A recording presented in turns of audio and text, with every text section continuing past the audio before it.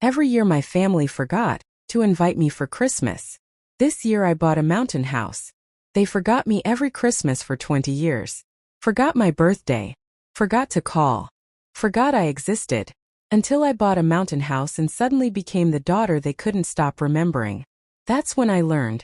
Revenge isn't loud. It's a locked door. You are welcome to another amazing time at Milo Studio. Do well to like and subscribe for more mind-blowing stories. December 1st arrived like a knife I'd learned to expect. I sat in my apartment, small, clean mine, and watched my phone. No buzzing. No group chat notification titled, Christmas at Mom and Dad's, with 17 exclamation points and a Santa emoji. Nothing. I told myself to stop checking. Opened my laptop. Pretended to review quarterly tax reports for a client. The numbers blurred. By 9 p.m. I broke. I opened Instagram. There they were. My mother, father, and brother crowded around a restaurant table, drinks raised, smiling like a stock photo of what family should be. The caption. Planning the most magical Christmas yet. Christmas tree sparkles #family first #blessed. Posted 4 hours ago. I zoomed in on my brother's face. He looked right at the camera. Right at me, somehow grinning like he'd won something. My finger hovered over the comment box. I could ask, hey, what time should I come? Play dumb. Pretend I didn't know this was the ritual. They plan Christmas without me, then act surprised when I forgot to show up. But I was 32 years old and tired of begging for crumbs. I clicked to my messages instead. Scrolled up. Way up. Last December. Mom, did I miss a text about Christmas? Oh, sweetie, it was last minute. Next year for sure. The December before. Just checking in about holiday plans? Sorry, hon, the house is packed this year. You understand. The December before that. Nothing. I hadn't even asked. I closed the app and stared at my reflection in the black screen. When did I become the daughter they could ignore without consequence? 8 years old. That's when. I remembered the dress, red velvet, itchy lace collar. I'd saved my allowance for it. Sat by the door from noon until dark, waiting for someone to pick me up for Grandma's Christmas party. No one came. When I called crying, my mother sounded distracted. Oh honey, we thought you were staying with your father. My father lived in the same house. I learned early. I wasn't forgotten. I just didn't matter enough to remember. I set my phone face down and made a promise to the girl in the red dress. This is the last year. Christmas Eve came wrapped in silence. I didn't wait by the phone this year. Didn't refresh social media every 10 minutes, hoping for a miracle invitation. I ordered Chinese food, sweet and sour chicken, fried rice, an egg roll I wouldn't finish, and ate it straight from the containers while watching a documentary about mountain lions. Solitary apex predators. I felt a kinship. My phone sat across the room, face down on the kitchen counter. I'd turned off all notifications that morning. A small act of self-preservation. But at 9:47 p.m., curiosity won. I shouldn't have looked. The family photos were everywhere. My mother had posted 12 times. 12. A slideshow of coordinated pajamas, homemade cinnamon rolls, my nephew opening presents in front of a tree that touched the ceiling. Couldn't ask for a more perfect Christmas Eve with my whole family, read the caption under a photo of everyone squeezed onto the couch. My whole family. I zoomed in, searching for some Photoshop error, some shadow that proved I'd been edited out. But no, I was never there to begin with. Then I saw it. A comment thread under a stranger's post. Someone my mother didn't even know.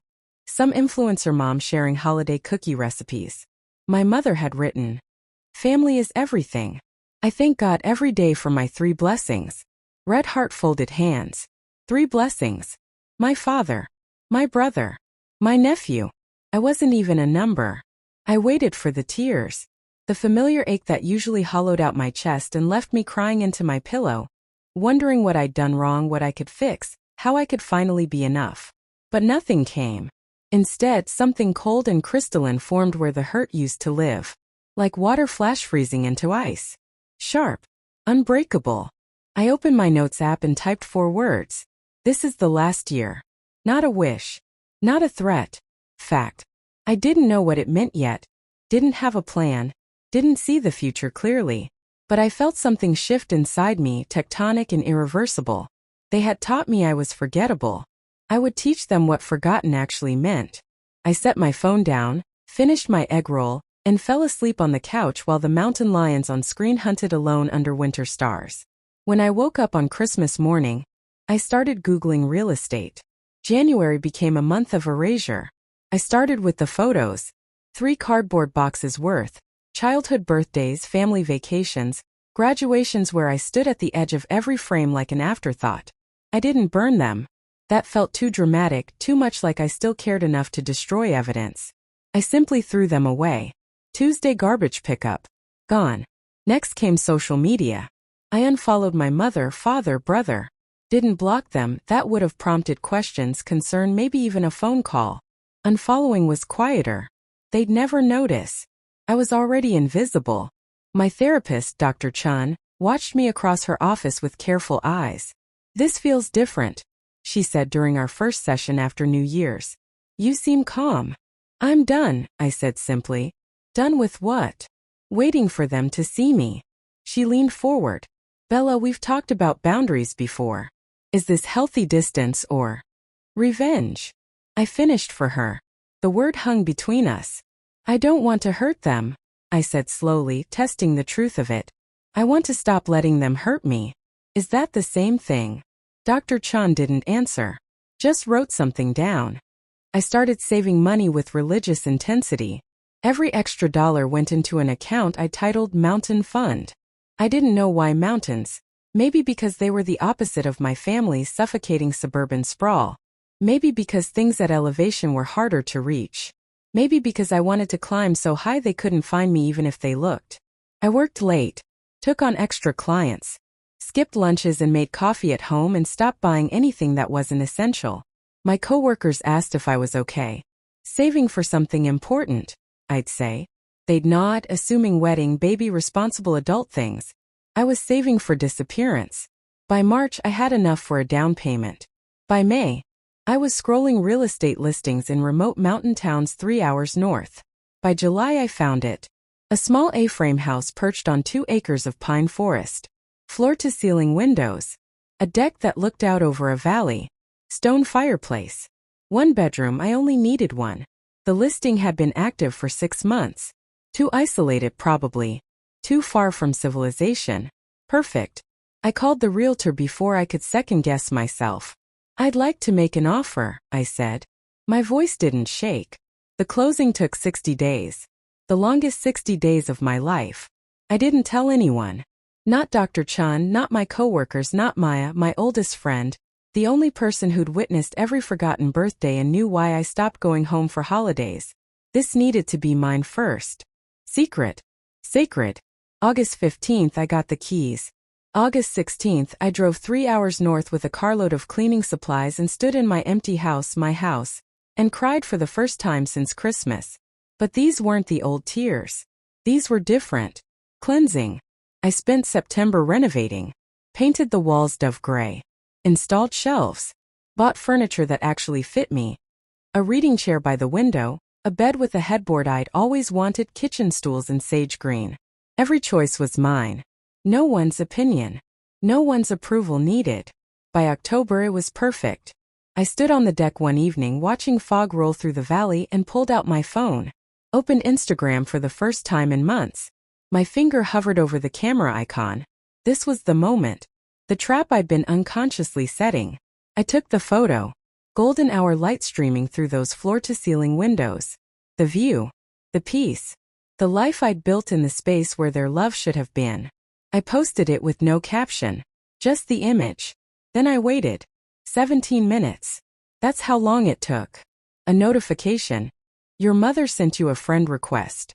I laughed out loud. Actually laughed. The sound echoed off the mountains. Within an hour, my brother's text. "Yo, when did you get a place? Looks sick." Sick. He'd never used that word about anything of mine before. By evening, my father's email. "Bella, your mother showed me your post. The house looks wonderful. We'd love to hear about it. Call when you can." I read each message twice. Studied the punctuation. The sudden enthusiasm. The careful wording that suggested concern but reeked of curiosity. They didn't ask how I was. Didn't apologize for the silent Christmas. Didn't acknowledge the months I'd gone without a word from them.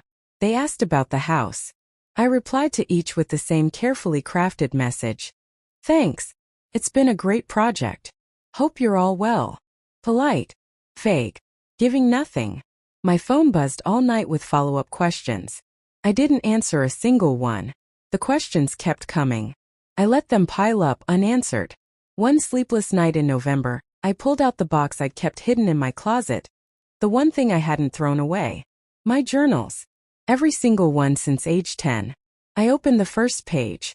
My childhood handwriting shaky and hopeful. Mom said she forgot about my birthday party. Dad said they'll make it up to me next year. I believed them. I flipped forward. Age 13. Everyone went to the lake house except me. Mom said there wasn't enough room. But I saw the photos, the guest room was empty. Age 16. Jake got a car for his birthday. Brand new.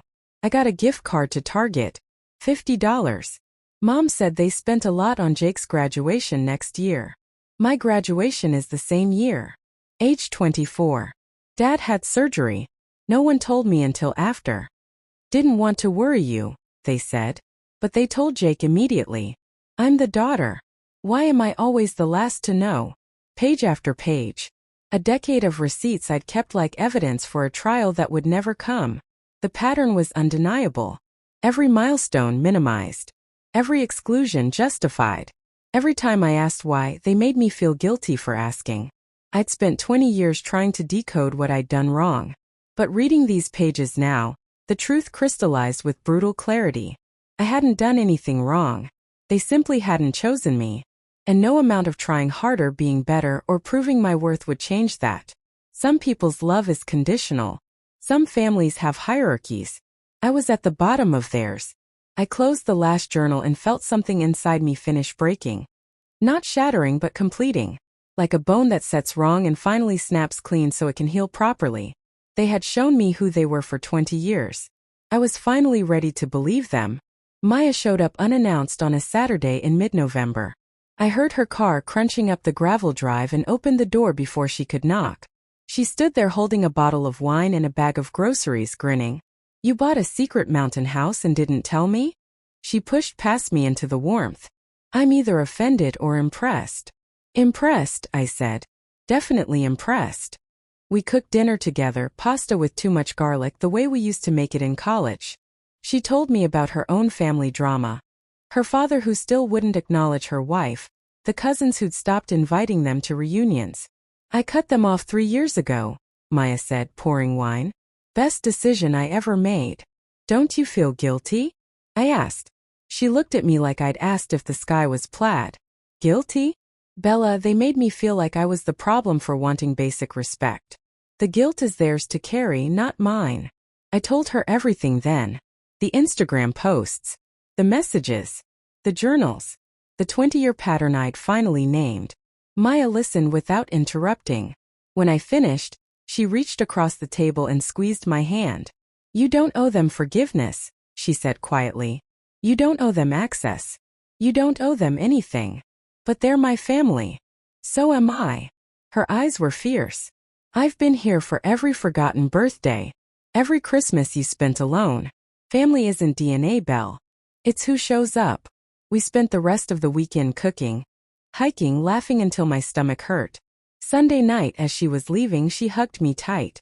Don't let them in, she whispered. Not until you're ready. Maybe not ever.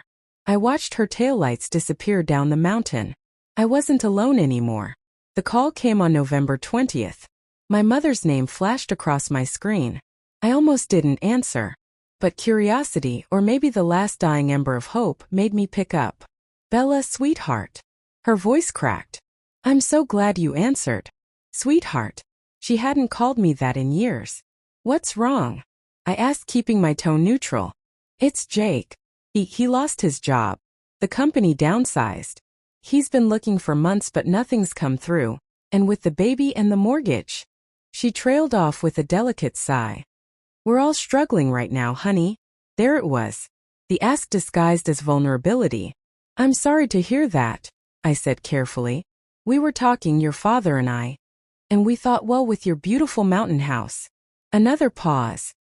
Maybe we could spend Christmas there this year? All together. It would mean so much to the family. And it would save us the expense of hosting. Just this once. My heart hammered. Every cell in my body screamed different answers.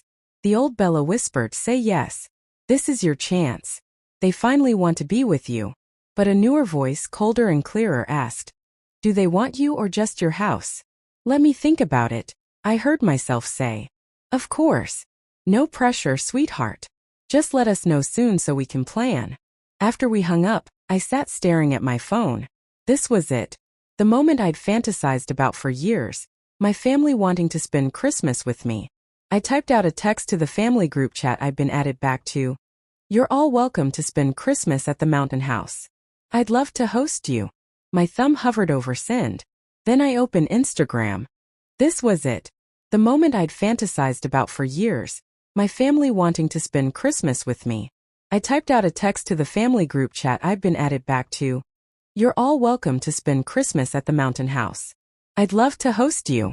My thumb hovered over send. Then I opened Instagram. Jake's latest post from 2 days ago. Brand new gaming setup, LED lights, expensive chair. Caption. Treated myself. Hashtag self-care, hashtag gaming life. I scrolled back. Last week. Photos from a ski resort. 3 weeks ago. Date night at an expensive steakhouse. They weren't struggling. They were entitled. They'd had 32 years of Christmases without me. They'd chosen every single one of those exclusions. And now they wanted my house, not me. Never me. I deleted the unsent text. Blocked my mother's number. And for the first time in my entire life, I felt something that wasn't pain or hope or desperate longing. I felt power. Christmas Eve arrived with fresh snow. I woke early, made coffee, and watched the sunrise paint the valley gold and pink. My phone had been silent for weeks. I'd blocked them all after discovering Jake's lies. At 2 p.m., I heard the cars. 2 of them, crunching up my gravel driveway. My stomach dropped. I walked to the window and saw them. My parents' SUV and Jake's truck, both packed with luggage, presents stacked in the back seats. They'd come anyway. I watched my mother step out, scanning the house with an appraising eye. My father stretched, looking annoyed by the drive. Jake lifted my nephew out of his car seat, already pointing at the deck, the view, claiming it with his eyes. They hadn't called, hadn't asked permission. They just assumed. I met them at the door before they could knock. Didn't open it. Spoke through the glass. You can't stay here. My mother's face crumpled into confused hurt, an expression I'd seen her practice in mirrors before delivering bad news to others. Bella, honey, we drove 3 hours. It's Christmas Eve. You should have called first. We tried. Jake said, hefting bags. You blocked us. Come on, it's freezing. Let us in. My father stepped forward, using his I'm being reasonable voice. Bella, this is ridiculous. We're family. Open the door. No. The word hung in the frozen air. Excuse me. My mother's hurt expression fractured into something uglier. I pressed my palm against the glass, steady. I wasn't invited to Christmas for 20 years. 20. And you didn't forget. You chose not to include me. Every single time. That's not fair. Jake started. You posted about your whole family 3 weeks ago. 3 blessings, Mom wrote. I counted. I wasn't one of them. My mother's face flushed. You're being dramatic. We're here now, aren't we? Because I have something you want. My voice didn't shake. You don't want me. You want my house. There's a difference. Bella Marie, you open this door right now, my father demanded. I looked at them, really looked, and saw them clearly for the first time. Not as the family I dreamed of, but as the people they'd always been.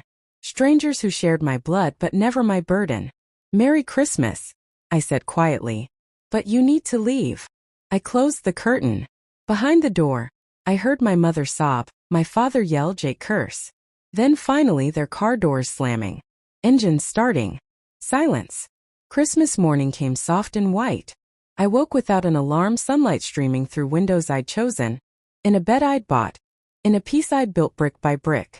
I made myself breakfast, blueberry pancakes, crispy bacon, fresh coffee, and ate slowly at the table overlooking the valley. No rushing. No performance. Just presence. My phone sat on the counter face down. I turned it on that morning to find 37 messages. Anger from my father. You've become cruel and selfish. Guilt from my mother.